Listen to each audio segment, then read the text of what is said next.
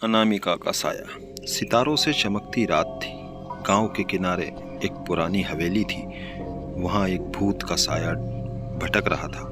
जिंदगी के शोर से दूर वीरान हवेली थी। वहां एक अजीब माहौल बना हुआ था जिसने गांव वालों में डर और रहस्य की बातें फैला दी थी। हर रात को उस गांव में हवेली में से किसी के चीखने की और रोने की बहुत तेज डरावनी आवाजें आती थी, जैसे कोई मदद के लिए पुकारता हो। गांव के लोग उस रास्ते से जाने में भी डरने लगे थे। एक रात गांव के युवकों में था यश, जो कि उत्साही तो था पर डरपोक में से एक था, और उसके दोस्त गौरव, जो कि हर समस्या का समाधान ढूंढने के लिए हमेशा उत्सुक रहता था। उन्होंने मिलकर फैसला लिया कि वे हवेली में रात और उसकी रहस्यमयी कहानी को सुलझाने का प्रयास करेंगे और जानेंगे कि आखिर रात को ये आवाज़ क्यों आती है। क्या यहाँ सच में कोई भूत है? रात का समय आया, चारों तरफ सन्नाटा था और सुनसान रास्ते पर हर्ष और उसका दोस्त हवेली की ओर बढ़े। पर जैसे ही हवेली के पास आए, सबके कदम डरने लगे। दरवाजे की आवाज़ आई, चल चल, और उससे ही उनका दिल कांप उठा। लेकिन उन्होंने अपना फैसला नहीं बदला। जैसे ही ये लोग हवेली में जाते हैं, हवेली के अंदर अजीब से पक्षी उड़कर बाहर आए।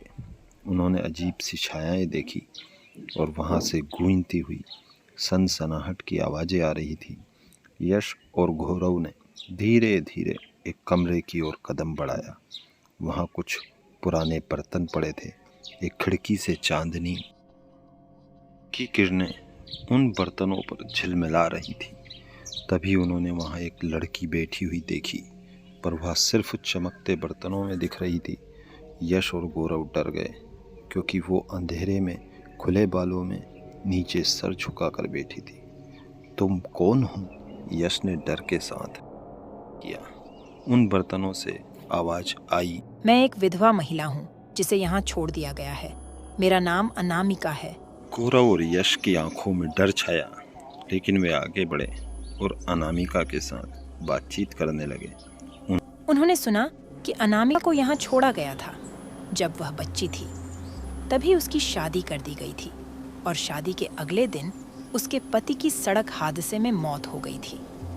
अनामिका ने रोते हुए कहा, मुझे अपनी पति की मौत की जिम्मेदार बनाया और मेरे ससुराल वालों ने मुझे मनहूस बताया और मुझे मार पीट कर यहाँ हवेली में छोड़ दे दिया। मैं चिल्लाती रही और मदद के लिए पुकारती रही। कोई भी मेरी मदद के लिए नहीं आया और मैं यहाँ भूख प्यास से तड़प कर मर गई। अब या तो तुम लोग मेरी मदद और मेरी आत्मा को शांति दिलाओ। मेरी आत्मा को शांति दिलाओ। मैं बहुत सालों से इस हवेली में भटक रही हूँ, वरना मैं तुम दोनों को मार दूंगी और अब गांव के हर घर से एक मुखिया की जान जाएगी। अगर इन सब की जान बचाना चाहते हो तो मुझे आजाद कर दो। सुनकर दोनों की आंखों में आंसू आ गए। उन्होंने उसकी आत्मा को शांति दिलाने का फैसला लिया। अनामिका ने गौरव और यश को हवेली में पूजा और उसकी उम्र की लड़की की बलि देने को बोला, जिससे अनामिका की आत्मा को शांति मिलेगी। उसकी बात सुनकर गौरव वापस गांव आने लग जाते हैं, पर अनामिका यश को अपने पास रख लेती है और 5 दिन का समय देती है कि अगर 5 दिन में ऐसा नहीं हुआ तो मैं इसकी जान ले लूँगी। गौरव ने अनामिका से बहुत विनती की, पर अनामिका ने एक नहीं मानी। गौरव अपने दोस्तों को बचाने के लिए गांव आया और गांव वालों को सारी कहानी सुनाता है। और गांव वाले गांव के पुजारी के पास जाते हैं और उनको सारी बातें बताते हैं, लेकिन पुजारी ने हवेली में पूजन करने से साफ इनकार कर। और गांव वालों ने भी सोचा कि आखिर बलि किसकी दी जाए। क्या बचा पाएगा गौरव अपने दोस्त और गांव को? क्या गौरव खुद की बहन की बलि देगा?